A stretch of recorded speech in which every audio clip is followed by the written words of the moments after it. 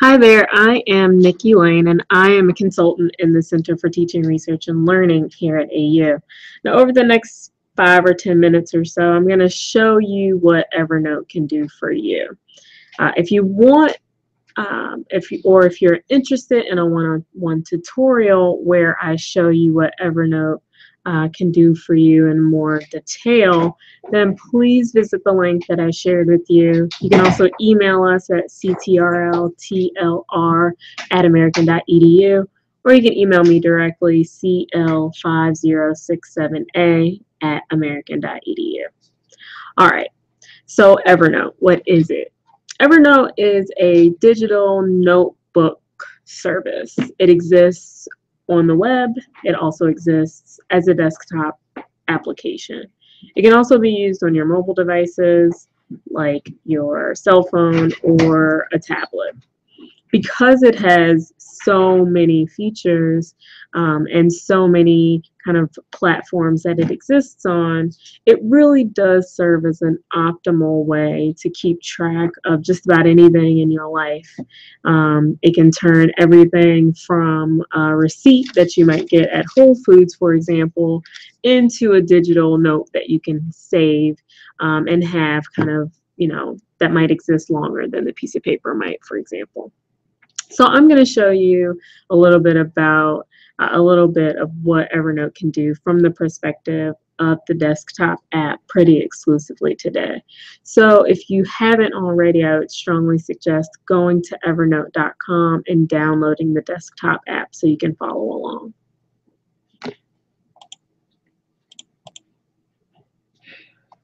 So this is Evernote. Right now, I'm presenting to you a note within Evernote. And one of the great things about Evernote is that it can really serve as a great platform for you to present notes to students while you're in class. So that's what I'm going to do for you. I'm going to click present, and then it'll allow me to present one of my notes. All right, so if you come to a one-on-one tutorial, or if you come to a live workshop here at CTRL, some of the basic features that I will teach you about include selecting an account level, making notes, clipping things from the internet, using the plugins from your browser. Mozilla Firefox has its own plugin, so does Chrome. I think Safari has a plugin as well. So all of the major internet browsers have their own plugin where you can actually pull things from the internet directly into Evernote. I'll also show you how to save and annotate PDFs, organize your notes, present your notes like we're doing today, and I'll also show you how to share notes and notebooks with your students in Blackboard. So I'm going to run quickly through these features just to show you how it can be done. And for more details, you'll just have to come in for a one-on-one tutorial. So the first thing I want to talk about and run through really quickly is selecting an account level. When you sign up for Evernote, the basic account is a free account. There's also a plus account, which will give you a few more features, and a premium account, which will give you all the features. Each is progressive. That means at the basic account level, you get about 60 megabytes a month allowance for uploading data. For a plus account, you get a gigabyte, and for a premium account, you get 10 gigabytes. That would be the equivalent of storing, several hundred PDFs, for example. Most people aren't going to necessarily go through that much gigabytes, but if you record video, if you record audio, you could easily get up there in terms of your monthly usage. So the total storage for all three account levels is unlimited. That means you have a monthly allowance as to how much you can upload, but you can store as many notes as you want in Evernote. So at the basic level, you have the three basic features. You can clip anywhere from the web using the plugins. You can share and discuss in Evernote using their work chat feature, and then it also synchronizes across all of your devices. So if you have a cellular device, if you have a mobile phone, for example, that you are using primarily to save things on in your Evernote app, then that will be, you can easily do that. Now, what's important to note is that for a free account, you can only access your notes offline. That means you can only access it if you don't have an internet connection, then the only way that you can get your apps offline would be on the desktop application. You wouldn't, for example, be able to access your notes from your mobile device if you don't have at least a Plus account. So, the Plus account gives you 3 more additional features than it does the basic account. You can save emails into Evernote using the plugin, the web clip plugin. You can also access notes when you're offline on your desktop and your mobile device. And you can also add a pass lock on your mobile device.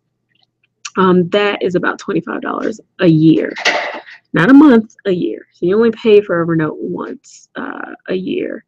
And the premium account gives you even more features. So you can turn notes into presentations like we're doing right now. You can seek related notes when you start searching, and once you have a lot of notes, this kind of feature would be really important to have so that you can see other notes that are related. You can also scan and digitize business cards. You can annotate PDFs, and you can search within Office docs and attachments. So if, like me, you have a lot of PDFs and a lot of documents that you've saved into Evernote, being able to search within those documents means that if you are looking for a PDF that has information about a particular topic, you can search for that and it'll show up in your search results. Finally, you have access to your notes anywhere, so including the desktop and the mobile app. And that is $50 a year. For educational purposes, I would strongly recommend the premium version. It allows you to annotate PDFs, present notes, and search within documents, all of which are well worth it if you want to experiment with using Evernote in your classroom. If you want to use Evernote for personal use, basic or Plus account works fine. But if you want to start using Evernote in your classroom, then I think the premium version would be your best bet. So I will share this note with you, but it includes resources from around the web around what kind of things you can keep in Evernote. Also includes educational applications for Evernote and things that people have done in Evernote. All right, so let's get to it. What can Evernote do? Making notes. So the primary feature of Evernote is to create notes. So I'll show you and walk you through a couple of the basic note creation features. So here I'm in the desktop application. You'll see here on the far left I have a toolbar here that gives me some shortcuts, and it also it includes the notebooks that I have. It includes tags, and it also includes a link here for me to upgrade. Once you have a premium account, these things here won't be there. So to create a note, you go to this button here at the top that says New Note. You click there, and this is your note. The basic structure of a note is quite simple. You add a title.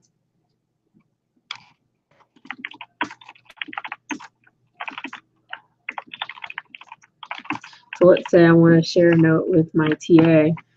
They have some tasks that I need them to do this week. I'd create a note for that, TA tasks for the week, and then I can add here either bullets, numbers, or I like these best, these tick boxes. You can also put them together. But I'm going to add a tick box here and just give some tasks to my TA.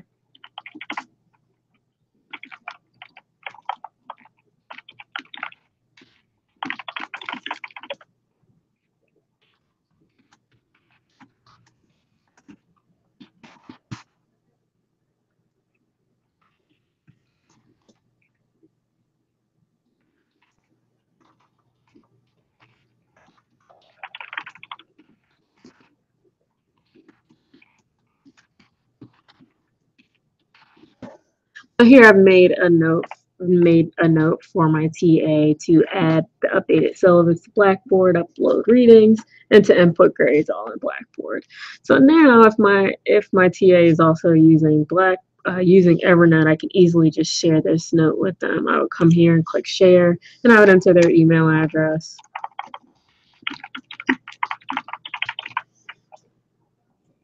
I can send them a message.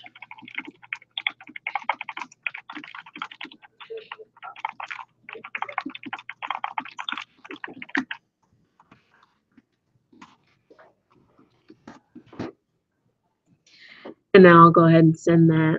So if my TA also has Evernote, they'll get this in what they call a work chat. That will include the actual note and my little remarks to them. So they would come to new chat and they'll see any of the chats that they have that are outstanding.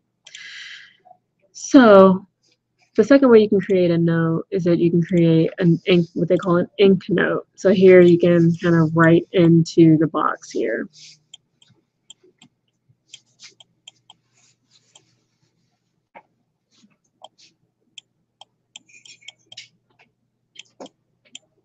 If you have or are working with a tablet that has a stylus, you would be able to write in using your handwritten notes, any notes that you'd like to leave for yourself. But I'm writing this with my mouse.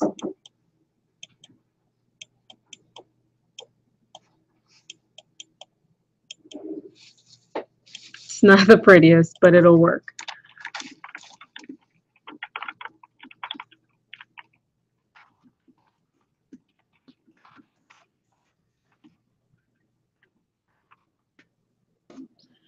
All right, so now I have an ink note. I can also create an audio note, so I can record myself and have this note available.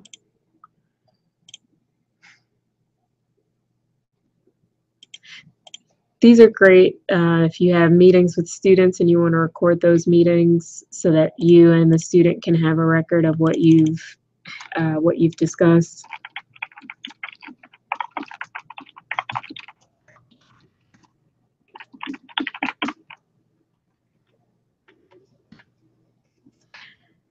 And they're also nice if you are doing conference proceedings and you want to record yourself or your colleagues so that you can have a record of it. It saves it in a WAV format, so it's very easy to export this particular audio note if you need to. If you were on your cellular phone, then you could also take pictures. You can also have a web note, a webcam note, so I can take a snapshot of myself, and it would also save to Evernote. Finally, you can take a screenshot. So let's say you wanted to record something that you saw or that you saw on the internet somewhere. You wanted to take a quick screen capture just so you could remember what it was. This would be a great way to do that. The great thing about Evernote is that every time you snap something or take a picture of something or clip something from the internet, you're given the opportunity to annotate it. So here I've just selected the feature to blur it out. So let's say I'm taking a picture of maybe a purchase that I've made online and I want to blur out the kind of sensitive information. Easy to do that here with the blur feature. You can also save a note to yourself just to check something. Maybe there was something on the web page that you really liked or something that you really wanted to remember. You can also input text.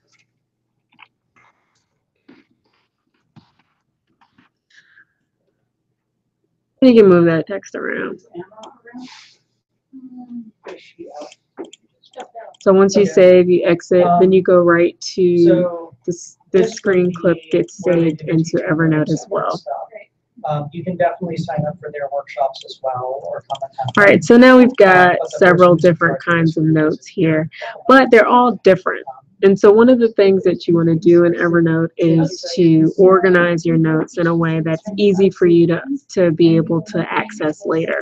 Right now we have this notebook called First Notebook, but it isn't actually indicative of anything. So once we start to increase the number of notes that we have and the kinds of notes that we have, it'll be important to be able to organize those. So you can create different notebooks. So if I want to have a notebook that is about office hours specifically, and I can create that. And I've just created that. And now I can save my office hours notes with my students in that notebook. I might also have a notebook for a class. So I've created this notebook for a class that I'm teaching, and now I can add these notes to a notebook stack. So notice here I can drag that note onto something else and it'll create a stack. I'm going to call this teaching. So if I'm teaching multiple classes, I can create multiple notebooks for those classes. So I can also drag and drop,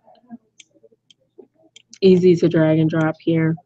So every time I drag something into a note, it'll take that into the notebook. So that's how you create notes. Clipping things from the internet really is going to just require that you go to that particular web. So if you go into that particular browser, you can always select or find the add-on that you need. I'm going to go ahead and copy and paste this because I've gone ahead and found this. I'm going to go ahead and cut and paste it just to show you what it looks like.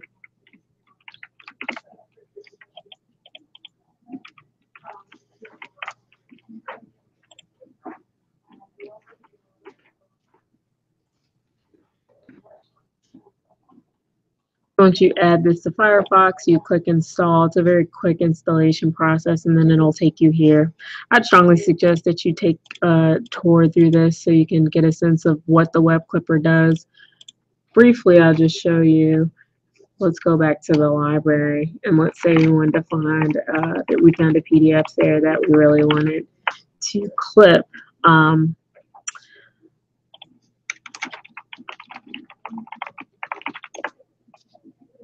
So we're going to go start my research. I'm going to type in someone that I like to follow, the work of someone who I really like to follow. So I'm going to go here and see, here's the journal article. So we're going to go here to the journal article, and now it's here in the PDF. The PDF version is here. So what I'm going to do is come to my Evernote web clipper that just got added. I'm going to enter in my information.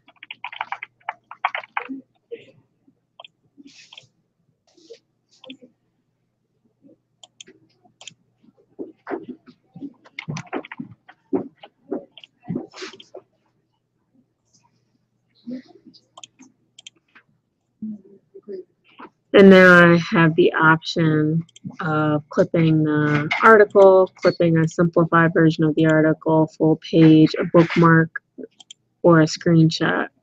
So this isn't actually a web PDF, so I can't actually clip this. I need to find something that is actually a PDF. So let's see.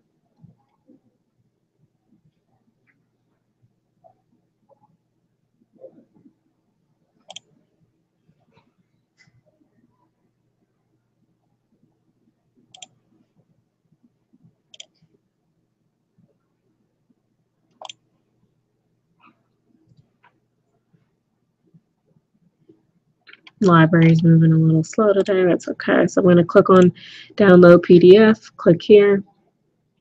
All right, so now this is a PDF, and there might be something that you're familiar of looking at when you are searching for PDFs through different databases. So one of the great features, again, is that you can clip this PDF right into Evernote. So I click here on my Evernote web clipper, I tell it to clip it, and then I'm going to tell it which folder I'd like to put it in. So I'm going to tell it this is readings for class, and I can say it might be a great source for students interested in Black popular culture. Now it's going to save this PDF with this particular title. So let's go back to Evernote and let's sync it.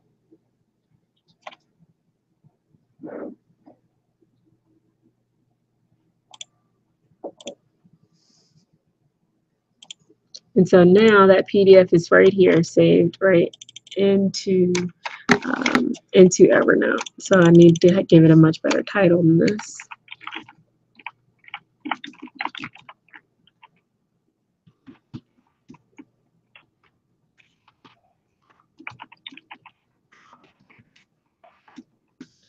So now I have this resource right here, and it's in Evernote. And now if I want to annotate that PDF, I click on the annotate button, and it's telling me that I can annotate no more than PD unless I go premium. So it's important that, like I said, if you're interested in using some of the power features of Evernote, that you go ahead and go premium. So I can do things like highlight. I can add notes. I can add lines. I can add arrows. All of this to the PDF. So once I've made the annotations that I like, I can come back to save and come back, and it'll tell me, it'll give me a brief summary of the annotations that I've made. It'll say that I've had 6 annotations on 2 pages. It'll tell me the arrows. I've got a couple of things. So everything I've annotated, it'll show me a picture of, and that's on the first page of the PDF. And then I can still look through the PDF like normal. So Evernote has some really cool features when it comes to annotating. So the last thing that I'll tell you is that you can also share notes and notebooks with students on Blackboard. And to do that, you would just simply come here to the share. You would share copy. You would go to Blackboard.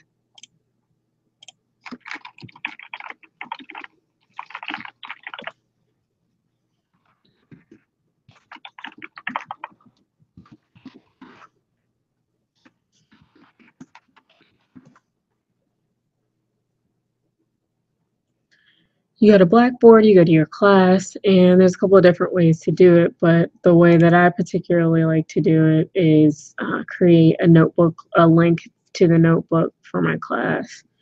So here, I would come here, I would go to web link, and then I would just put in the URL of the note that I copied. So here it comes down here, and the students can click here, and they're taken to the note. They'll be asked if they want to create an account or if they want to sign in with an existing account. Alternatively, they can just skip it. As long as you made the link public, then students can access this note. So that's really what some of the broad strokes of what Evernote can do for you. Again, I'd be happy to talk with you more about what Blackboard, what Evernote and its integration with Blackboard and how it can work for you. But that would require a one-on-one session with me here at CTRL TLR. So you can email us. You can also use the link that I provided for you in the email to kind of access that and see if you want to schedule a one-on-one tutorial with me. All right, thanks.